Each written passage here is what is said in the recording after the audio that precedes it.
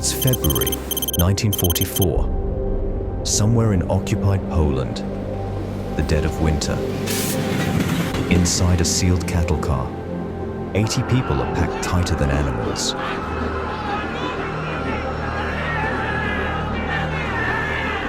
There's barely enough air to breathe.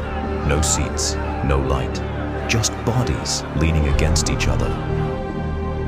This is a day in the life of a Jew in Auschwitz. Swaying with every lurch of the train, children cry softly in the dark. Mothers whisper lullabies they don't believe. Men remain silent. Among them is Jakob Klein, a history teacher once, a husband, a brother, now a prisoner in transit. He hasn't eaten in over 30 hours. He hasn't felt hope in weeks. The train slows. Raus! Alles raus! Schnell! Nicht reden! Augen nach unten! Keine Fragen! Geheiter! Hände hoch! Los! Jakob blinks into a sea of fog and floodlights. The smell hits him first. Burnt hair, decay, something industrial and ancient. Welcome to Auschwitz-Birkenau. The prisoners are shoved into lines, women and children to one side, men to the other. Dogs bark, whistles blow, orders are barked in German. Jakob looks for familiar faces. He doesn't see his wife. He doesn't call out. Speaking can get you shot. A man in a long coat walks slowly past the lines. Not a uniformed soldier, but something worse. A man with gloves, a clipboard, a casual expression. Dr. Joseph Mengele. He doesn't ask many questions, just glances. Occasionally, he gestures, left or right. One side lives, the other doesn't. Alter, Beruf. 32. Lehrer. Jakob is spared, for now, not chosen for the gas, chosen for work. He does not feel relief, only the absence of immediate death.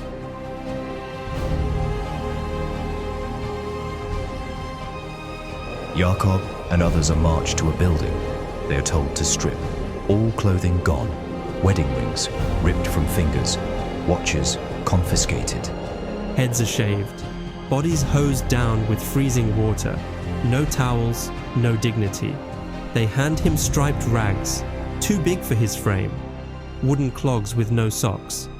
On his arm, the tattoo 177443. His name is gone.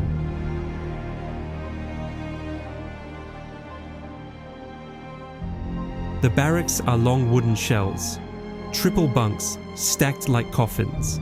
The stench is unbearable. Lice, rotting feet, feces, sweat. Jakob is placed in Block 17. His bunkmates are from all over Europe, Belgium, Hungary, France. One of them, Mordecai, hasn't spoken in days. You're lucky. You got the left. Yeah, well, they sent my wife to the right. Silence.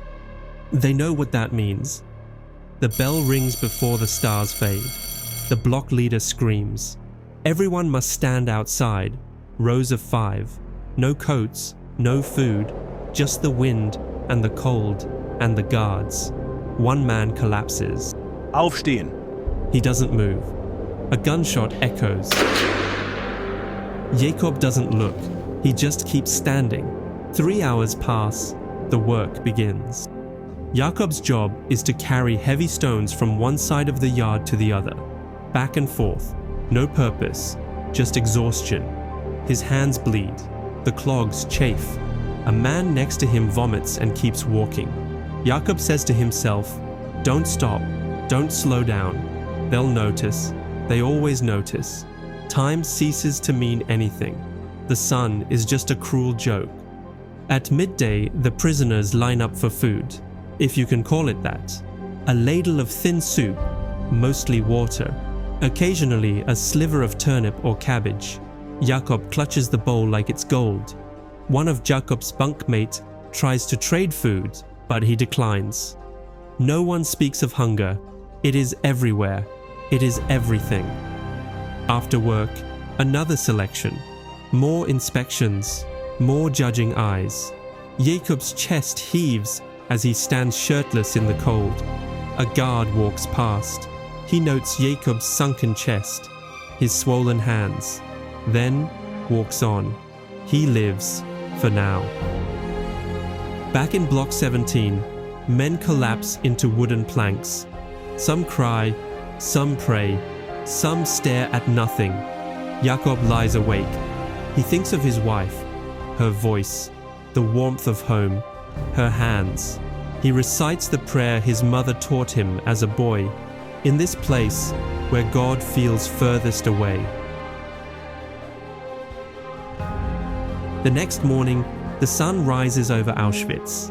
The prisoners sense an impending doom. Suddenly, Nazi guards rush into the barrack and start screaming. They are told they are moving again. But they had just moved. It didn't make sense. No reason, no explanation. Just another line, another building.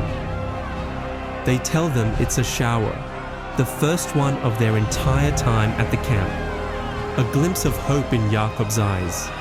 They are told to undress, fold their clothes neatly, leave their shoes in a row. Maybe this is real. Maybe we get clean.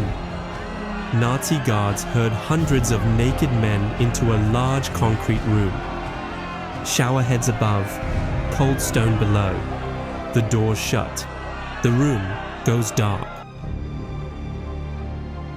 Suddenly, a man with a gas mask opens a small hatch in the ceiling of the room. The room illuminates. His face can be seen from below. All eyes are on him. Panic sets in amongst the prisoners as they sense what they have been tricked into. A loud hissing noise echoes through the chamber of the room as the masked man pours small pellets down the hatch. At first, screaming, but then silence. This was one day, one name, one life, but Jakob Klein was not alone. Over 1.1 million people were murdered in Auschwitz. Men, women, children, the elderly, the innocent. The world must never forget, never again. Ripped from their homes, stripped of their dignity, systematically exterminated just for being who they were. Their voices were silenced, their stories nearly lost. But we remember, because history is not just about the past. It is a warning, a lesson, a responsibility.